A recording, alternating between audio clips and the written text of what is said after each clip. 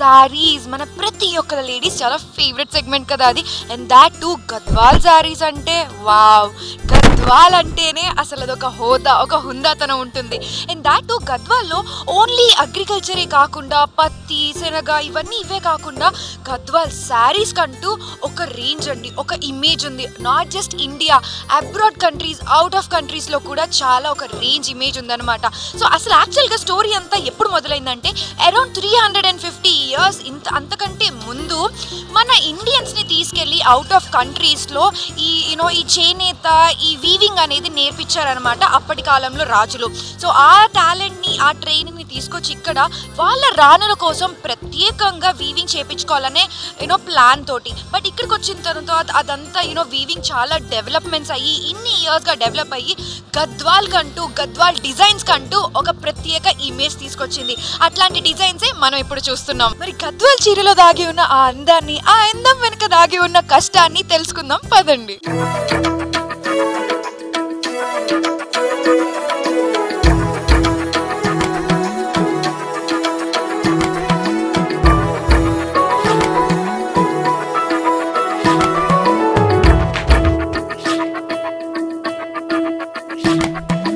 గద్వాల్ బయట ప్రకృతి అందాలు చూస్తాం కదా, ఇప్పుడు దానికంటే ఎంతో ఫేమస్ అయిన అద్భుతమైన చేనేత, all that designery, all that handloom చూడబోతున్నాం అనమాట. మరి ఇప్పుడు చూడడానికి నేను వచ్చేసాను, మరి చూసేద్దామా? ఓ, అందరు సూపర్ రెడీ ఉన్నారు, పదండి మరి మనం కూడా చూసేద్దాం. నమస్కారం నరసింహ గారు. నమస్కారం. ఎలా ఉన్నారండి? Fine. Fine, nice, okay. So Narasimha గారు, మాకు చాలా చాలా డౌట్స్ ఉన్నాయి అనమాట. ఎందుకంటే ఇంత గద్వాల్ సారీస్ ఎంత అద్భుతంగా, ఇంత బ్యూటిఫుల్గా, ఇంత రిచ్గా, రాయల్గా, గ్రాండ్గా మాకు అందిస్తున్నారు. సో అసలు ప్రాసెస్ అనేది అసలు ఎక్కడి నుంచి మొదలవుతుంది? మేము పట్టుగా కొనుగోలు బెంగళూరు నుంచి తెచ్చి ఇక్కడ డైయింగ్ చేపిస్తాం. డైయింగ్ చేసిన తర్వాత అది శారీ తయారు చేయాలంటే మనం అచ్చు అని ఉంటుంది ఒకటి, అచ్చు దాన్ని అతుక్కొని లోపల వేసుకున్నాక కలర్ సెట్టింగ్ చేసుకొని డిజైన్స్ వేసుకొని జకాట్స్ మీద మన కంప్యూటర్ నుంచి మనకి ఏ అయితే వర్క్ కావాలో ఆ డిజైన్స్ చేసిన తర్వాత మగ్గంపై ఎక్కించి దాని తర్వాత మనం వర్క్ స్టార్ట్ చేయాలి ఫస్ట్ నుంచి. యాక్చువల్గా ఈ గద్వాల్, ఈ వర్క్లు, ఈ సారీస్ ఇవన్నీ మీరు ఎప్పటి నుంచి చేస్తారు? మేమైతే మా నాన్న అక్కడ తాతల నుంచి ఇదే వర్క్ చేస్తున్నాం, మేము కూడా అదే వర్క్ పైన ఆధారపడిపోతున్నాం. ప్రాసెస్ అంతా అది కూడా ఇప్పుడు మీరు చెప్పారు కదా మాటలు, అదంతా ఒకసారి చూపించేస్తారా మాకు? చూపిస్తాను మేడం.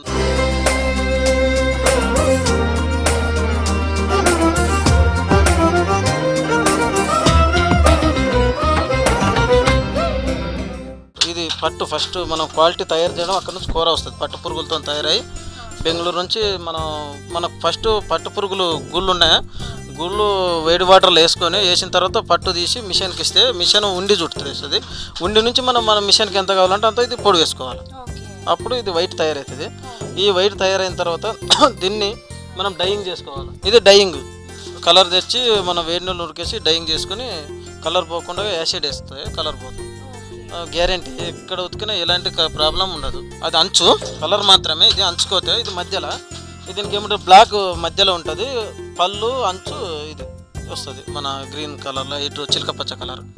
దీనిపైన కలర్ రెడ్, లేకపోతే ఆనంద, వైలెట్, గ్రీన్, బ్లాక్, ఏ కలర్ వేసినా ఒక్కొక్క కలర్కి ఒక్కొక్క షేడింగ్ వచ్చేస్తుంది ఒక్కొక్కసారి.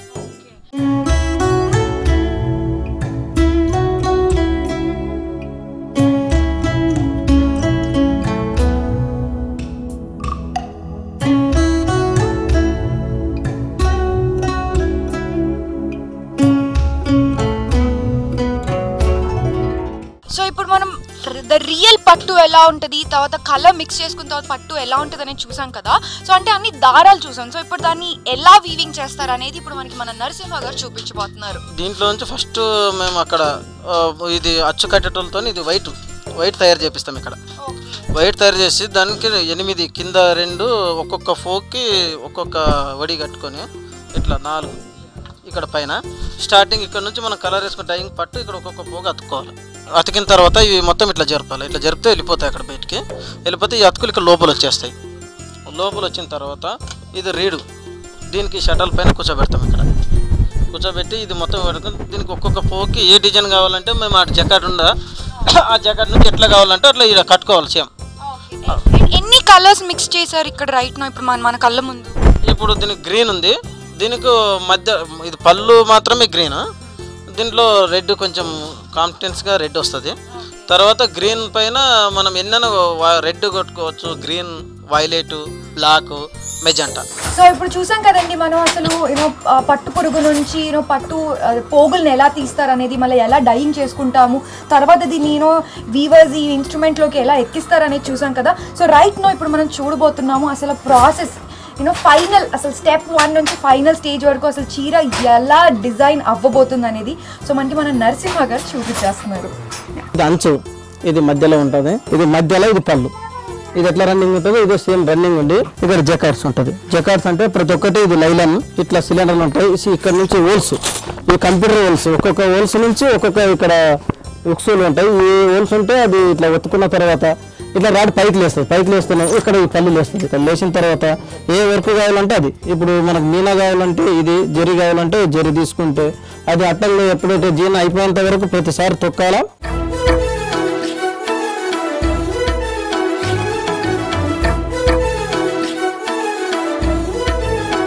సో గద్వాల్ చీరల తయారీలో పురుషులతో సమానంగా మహిళలు కూడా ఉన్నారనమాట.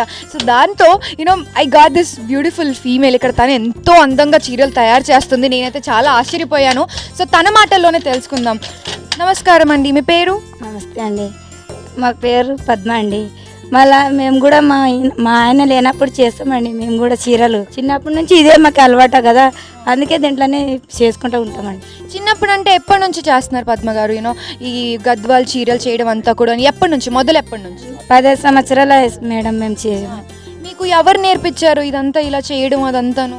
అంటే చిన్నప్పుడే మా అమ్మ నాన్న ఇడిచినారు మేడం, అందుకే ఇదే అలవాటు పడింది మాకు. ఒక చీర తయారీ పోగు పెట్టడం దగ్గర నుంచి చీర మన చేతికి వచ్చేంత వరకు కూడాను మహిళలు దే ఆల్ గాట్ ట్రైన్డ్ అనమాట. సో అందులో ఇప్పుడు మనం పద్మ గారితో మాట్లాడాం. మొదటి నుంచి చివరి వరకు అన్ని పనులు తనకి తాను చేయగలుగుతుందంట.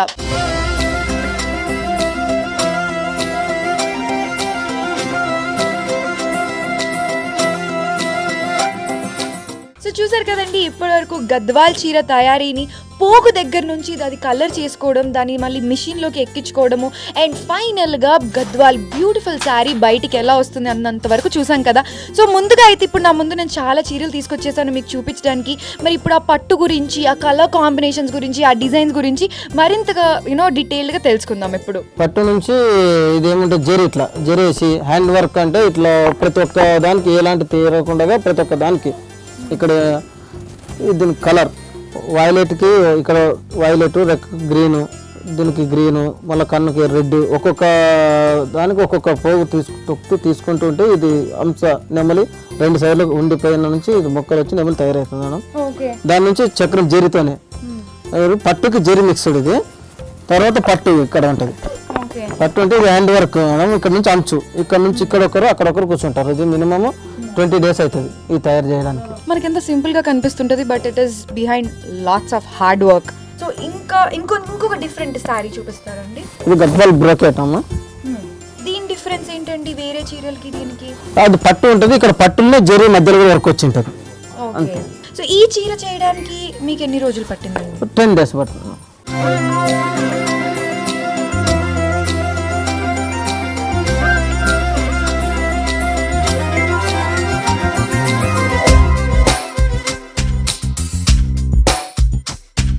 సో చూసారు కదండి, ఇంత హుందాతనాన్ని తెచ్చిపెడుతున్న గద్వాల్ చీరల్ని, ఇంత అద్భుతమైన ఇంత గ్లామర్, ఇంత న్యాచురల్ ట్రెడిషనల్ బ్యూటీ ఎటువంటి వెస్టర్న్ స్టైల్స్లోనూ, ఎటువంటి డిజైనర్ వేర్లో కూడా కంపల్సరీ రాదు అని చెప్పొచ్చు.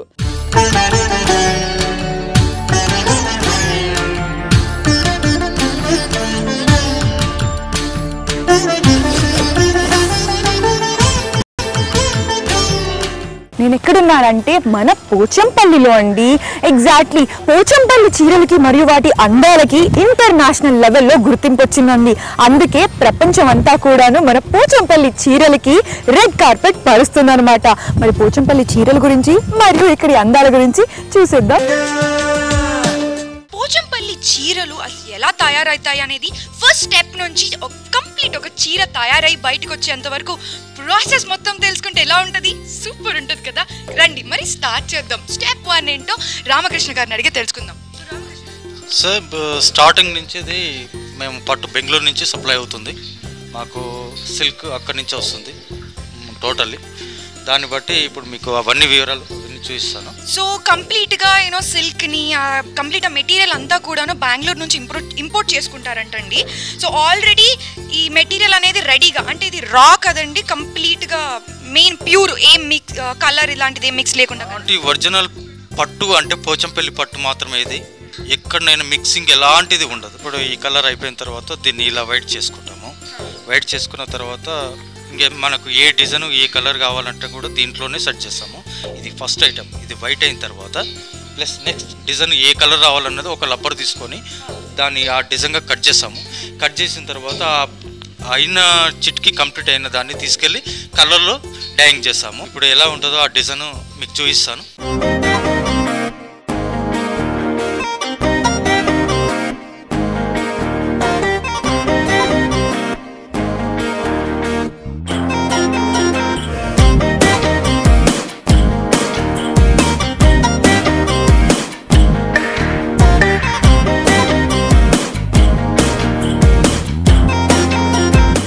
రామకృష్ణ గారు ఏంటి ఇక్కడ ఏంటి ఈడో పెన్ పట్టుకొని దీని మీద ముగ్గులేసేస్తున్నారు?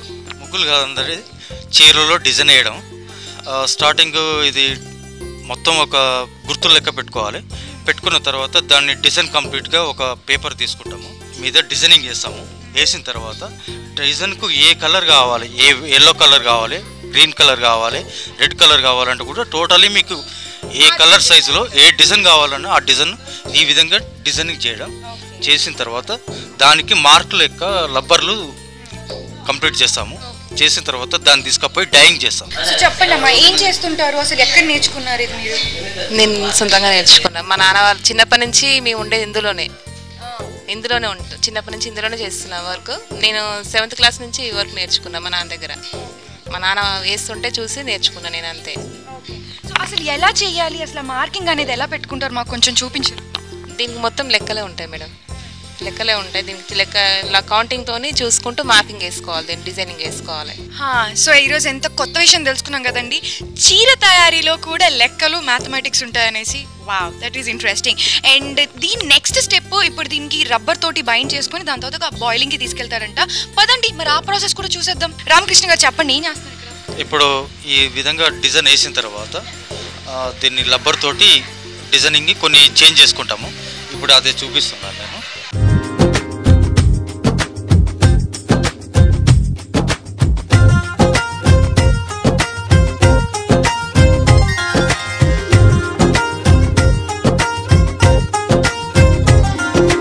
డైయింగ్ రబ్బర్ ఎలా చుట్టిన తర్వాత ఎలా చేయాలన్నది మీకు చూపించాను కదా. ఇప్పుడు ఆ కలర్ రబ్బర్లని ఓ కలర్ రూపంలో తీసుకుంటాము మేము.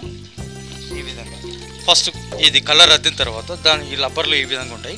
ఈ గ్రీన్ కలర్ వచ్చిన తర్వాత దీన్ని మళ్ళీ మూసేసుకుంటాం.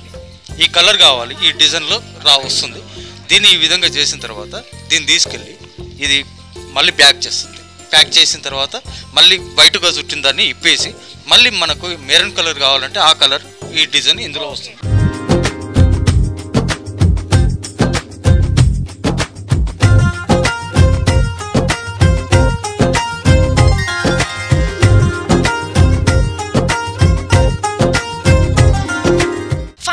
మగ్గం చేసుకోవడం కదండి, బట్ మగ్గం చేయడం కంటే ముందు అచ్చు తీసుకోవడం అనేది ఒకటి ఉంటుంది అనమాట. సో ఆ ప్రాసెస్ ఏంటో మనకి ఇప్పుడు అమ్మగారు చెప్తారు. అమ్మ, మీ పేరు? ప్రమీల. ఎప్పటి నుంచి చేస్తున్నారమ్మా ఇలాగే ఈ అచ్చు గుద్దడం? చిన్నగా ఉన్నప్పటి నుంచి చేస్తున్నా. ఎంత చిన్నగా ఉన్నప్పటి నుంచి? 10 ఏళ్ళ నుంచి. అసలు ఎట్లా చేస్తారు ఇది? ఇదా 4800 పోగులు, ఒక్కొక్క పోగుకు ఒక్కొక్క పోగు అతకాలి. ప్రమీలమ్మ, మరి ఇప్పుడు అచ్చు వేస్తాం మేము చూసాము, మరి అచ్చు వేసిన తర్వాత ఏంటి? అల్లు కట్టాలి, తర్వాత మగ్గం మీదకి పోవాలి, మగ్గం మీదకి వెళ్ళాలి. ఓకే, సో మరి ఆ మగ్గం మీద మన చీర అవుట్పుట్ ఎలా రాబోతుందో పదండి అది కూడా చూసేద్దాం.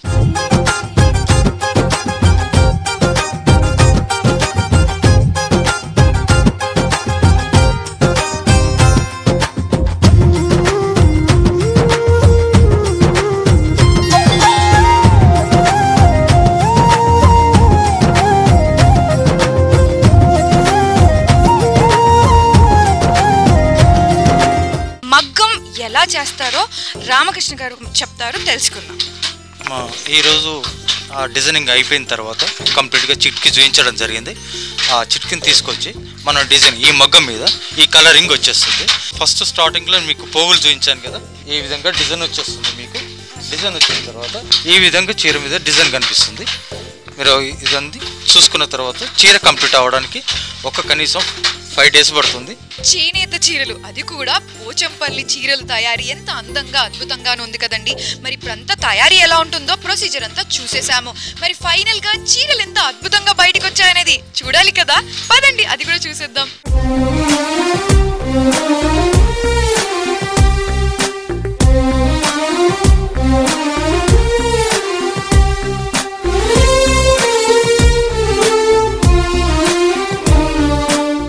సో ఇప్పటి వరకు వీవింగ్ అయింది చూసాము, ఫైనల్ గా ఇక్కడికి వచ్చేసాం అనమాట.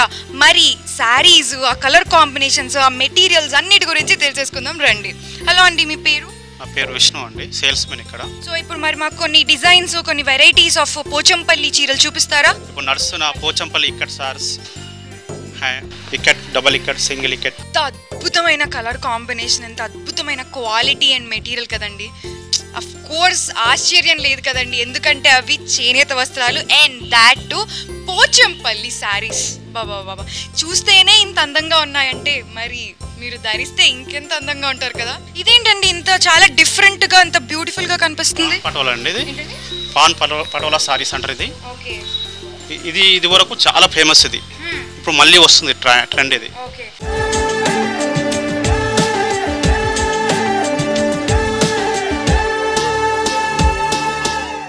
పోచంపల్లి శారీస్ కి ఇంత ఫేమ్ ఎలా వచ్చింది? పోచంపల్లి శారీస్ అనేది మన దేశమే కాకుండా ఇతర దేశాలు అంటే అంతర్జాతీయంగా నేము వచ్చింది. వాస్తవం ఇక్కడ పోచంపల్లి పరిశ్రమ అనేది ఇది టై అండ్ డై డిజైన్స్ అంటారు. టై అండ్ డై అనేది దారం మీద డిజైన్ ఇవ్వడం, ఇది ప్రత్యేకత, నాట్ ప్రింటెడ్. సో అందుకే ప్రత్యేకించి దీనికి ఒక పేరు వచ్చింది. ఇది అనేది ప్రపంచ స్థాయిలో మా వస్త్రాలు కూడా వైట్ హౌస్లో కూడా వాడారు. బిఫోర్ 20 years జిఐ అంటే జియోగ్రఫికల్ ఇండికేషన్ గుర్తింపు కూడా మన రాష్ట్రంలో మొట్టమొదటిసారిగా ఈ పోచంపల్లి డిజైన్స్కి ఇచ్చారు. అసలు ఎన్ని ఇయర్స్ హిస్టరీ ఉందండి మన భూదాన్ పోచంపల్లి డిజైన్స్కి? అసలు ఎప్పుడు మొదలైంది, ఎలా మొదలైంది కూడా చెప్పండి. పోచంపల్లి డిజైన్స్ అనేది ఇక్కడ ఈ పోచంపల్లి డిజైన్స్ అనేది వచ్చేసి గత ఒక 65 సంవత్సరాలు 70 సంవత్సరాలది. ఇది అంటే ఫస్ట్లో ఉంది మన దగ్గర వచ్చేసి పోచంపల్లి అనేది ఒక 300-400 సంవత్సరాల క్రితం ఉన్న ఇది. ఇక్కడ వచ్చేసి దీన్ని పోచంపల్లిని గాజుల పోచంపల్లి అని పిలిచేవారు. గాజులు ఇక్కడ తయారయ్యాయి వాస్తవానికి. అక్కడ అరబ్ కంట్రీస్కి ఇక్కడి నుంచి సప్లై చేసేవారు. కాటన్లోనే ఈ డిజైన్ టై అండ్ రబ్బర్ కట్టి రబ్బర్తో బంధించి రంగులద్ది ఈ విధంగా చేయడం జరిగింది. తద్వారా ఈ పరిశ్రమ అనేది డిఫరెంట్ ఆఫ్లో ఒక రేంజ్లో ఆ మధ్యకాలంలో 1951లో మన దగ్గర వచ్చేసి వినోబా భావే గారు ఇక్కడ వచ్చి వారు అనుకోకుండా ఇక్కడ భూమి దానం అడిగారు. అందులో భాగంగా ఇక్కడ భూమి దానం చేయడం 100 ఎకరాలు ఎదిరే రామచంద్రారెడ్డి అని భూస్వామి ఉండే ఇక్కడ అతను దానం చేయడం వల్ల భూదానం ఉద్యమం ఇక్కడ స్టార్ట్ అయింది. తద్వారా వినోబా భావే గారు మోస్ట్ ఆఫ్ ఆల్ అంతా మన దేశమే కాకుండా ఇతర దేశాలలో వదిలి లక్షల ఎకరాలలో తీసుకొని బీదలకు ఆయన దానం చేశాడు. అందుకే ఇది భూదాన్ గంగోత్రిగా పేరు వచ్చింది. అందుకే పోచంపల్లి, గాజుల పోచంపల్లి పోయి పోచంపల్లి తర్వాత నెక్స్ట్ భూదాన్ పోచంపల్లిగా పేరు పొందింది.